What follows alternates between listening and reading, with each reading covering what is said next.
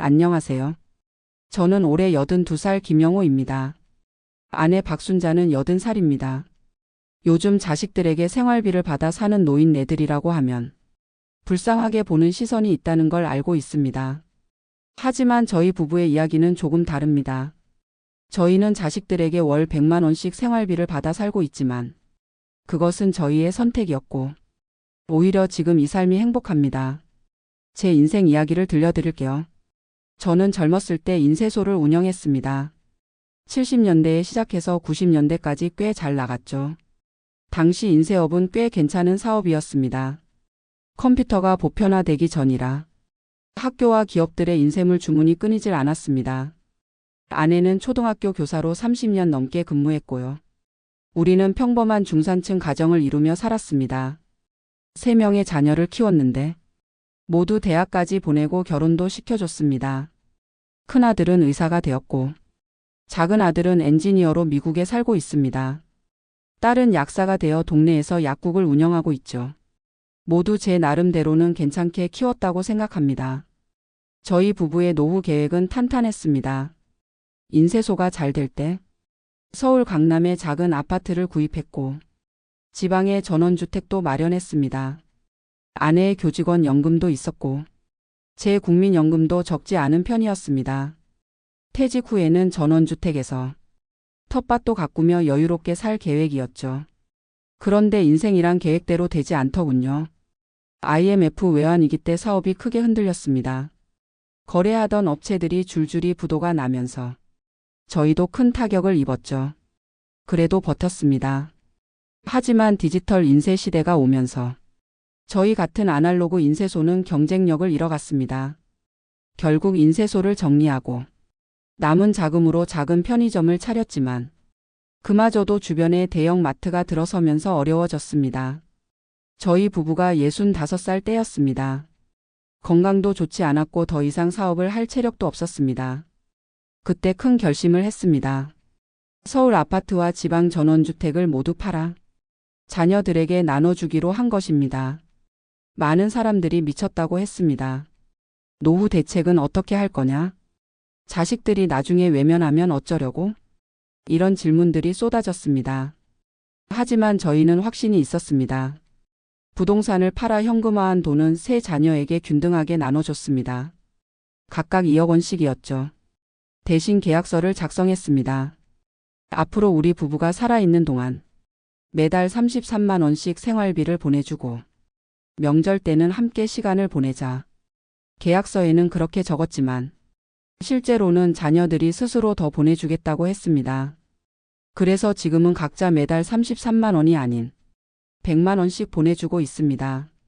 자식들에게 돈을 받는다고 하면 불쌍하게 볼 수도 있지만 이건 저희가 미리 투자한 돈의 이자 같은 것입니다. 아내는 교직원 연금으로 월 270만 원 정도를 받습니다. 저도 국민연금으로 130만 원 정도 받고요. 여기에 세 자녀에게서 오는 300만 원까지 총 700만 원으로 노후 생활을 하고 있습니다.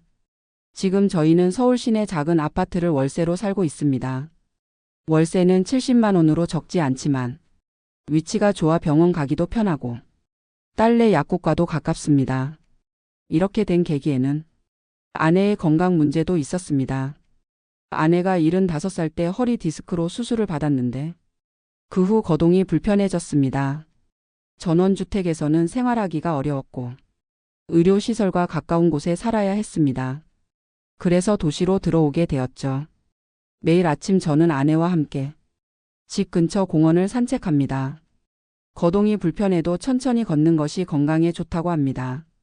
점심은 주로 집에서 간단히 해결하고 저녁은 종종 딸내 약국 근처 식당에서 먹습니다. 딸이 퇴근하면 함께 식사하기도 하고요. 한 달에 2번은 큰아들 가족이 찾아옵니다.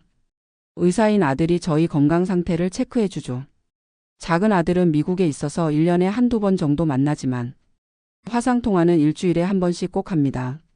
아들 며느리가 손주들 소식을 자세히 알려주고 저희의 건강도 꼼꼼히 챙겨줍니다. 명절이나 큰 행사가 있을 때는 온 가족이 서울에 있는 큰아들 집에 모입니다.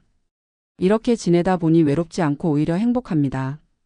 많은 노인들이 자식들과 함께 살면서 갈등을 겪는다고 들었는데 저희는 적당한 거리를 두니 관계가 더 좋아진 것 같습니다.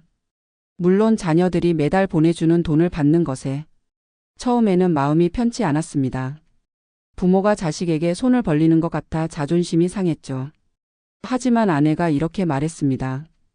우리가 젊었을 때 자식들을 위해 모든 것을 쏟아부었잖아요. 지금은 그 투자의 이자를 받는 거예요. 그리고 우리 자식들이 나중에 후회하지 않게 효도할 기회를 주는 거죠. 아내의 말에 큰 위안을 얻었습니다.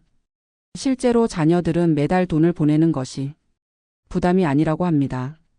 오히려 저희가 젊었을 때 미리 상속해준 덕분에 그들의 인생에 큰 도움이 되었다고 고마워합니다. 큰아들은 그 돈으로 개인 의원을 차릴 수 있었고 작은 아들은 미국에서 좋은 집을 구입할 수 있었습니다. 딸은 약국을 시작할 때 초기 자금으로 활용했죠. 모두 그 돈을 미천 삼아 더 큰 성공을 이룬 것 같아 뿌듯합니다. 그래서 저희는 자녀들에게 용돈을 받는 불쌍한 노인이 아니라 현명한 투자자라고 생각합니다. 사실 저희 또래 친구들은 대부분 자녀들에게 경제적 도움을 주지 못하는 것을 안타까워합니다. 자녀들이 집을 사거나 사업을 할 때 도움을 주고 싶어도 여유가 없으니까요. 하지만 저희는 일찍 결정을 내린 덕분에 자녀들이 인생의 중요한 시기에 힘이 되어줄 수 있었습니다. 그것이 저희에게는 큰 보람입니다. 물론 이런 선택이 모든 가정에 맞는 것은 아닙니다. 자녀와의 관계가 좋지 않다면 위험할 수도 있고 경제적 여건도 가정마다 다르니까요. 저희는 운이 좋게도 자녀들이 모두 효심이 깊고 경제적으로도 안정된 직업을 가지고 있어 이런 선택이 가능했습니다. 저희 부부의 하루 일과를 좀 더 자세히 말씀드리자면 아침에는 6시 반에 일어납니다. 예전 직업 습관이 남아있어 아직도 일찍 일어나는 편이에요.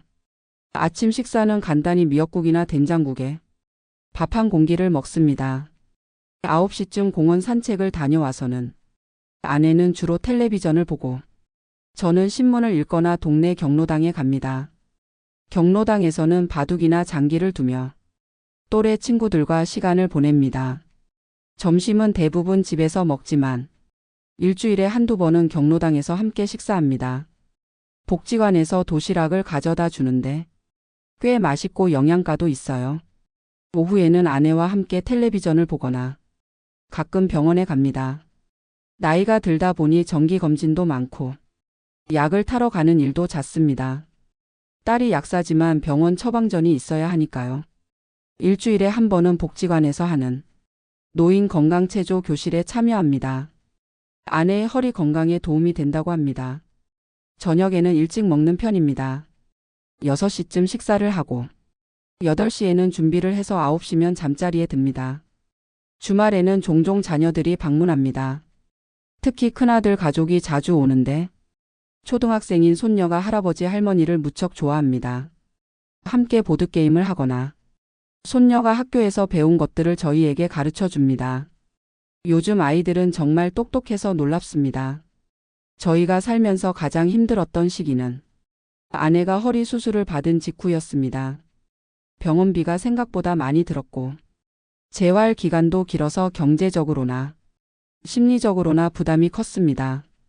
그때 자녀들이 번갈아가며 병원을 찾아와 아내를 돌봐주었습니다. 큰아들은 의사라 의료적인 조언을 많이 해주었고 딸은 약국을 잠시 닫고 매일 병원에 와서 간병을 했습니다. 미국에 있는 작은 아들도 휴가를 내고 한 달간 한국에 머물며 도움을 주었습니다. 그때 자녀들의 정성을 보며 우리가 내린 결정이 옳았다는 생각이 들었습니다. 만약 저희가 모든 재산을 움켜쥐고 있었다면 자녀들이 그렇게 적극적으로 도움을 주었을까요? 아마도 그랬겠지만 어쩌면 내심 부담스러워 했을지도 모릅니다. 하지만 저희는 이미 자녀들에게 경제적으로 도움을 준 상태였기에 자녀들도 더 기꺼이 도움을 줄 수 있었던 것 같습니다. 그래서 저는 노후에 자녀들에게 손을 벌리는 것이 부끄러운 일이 아니라고 생각합니다. 물론 여건이 된다면 스스로 모든 것을 해결하는 것이 좋겠지만 가족 간에 서로 돕고 사는 것도 나쁘지 않습니다. 중요한 것은 서로 존중하고 감사하는 마음을 갖는 것이라고 생각합니다. 저희 부부는 자녀들에게 매달 생활비를 받지만 그것이 일방적인 의존은 아닙니다. 저희도 할 수 있는 범위 내에서 자녀들에게 도움을 줍니다. 큰아들 병원에 일주일에 한 번씩 가서 환자들과 이야기도 나누고 잡다한 일들을 돕기도 합니다. 의사가 환자와 충분히 대화할 시간이 부족한데 제가 오랜 인생 경험을 바탕으로 환자들의 이야기를 들어주면 많은 환자들이 위로를 받는다고 합니다. 딸의 약국에서는 가끔 배달을 도와주기도 하고 약 포장하는 일을 돕기도 합니다.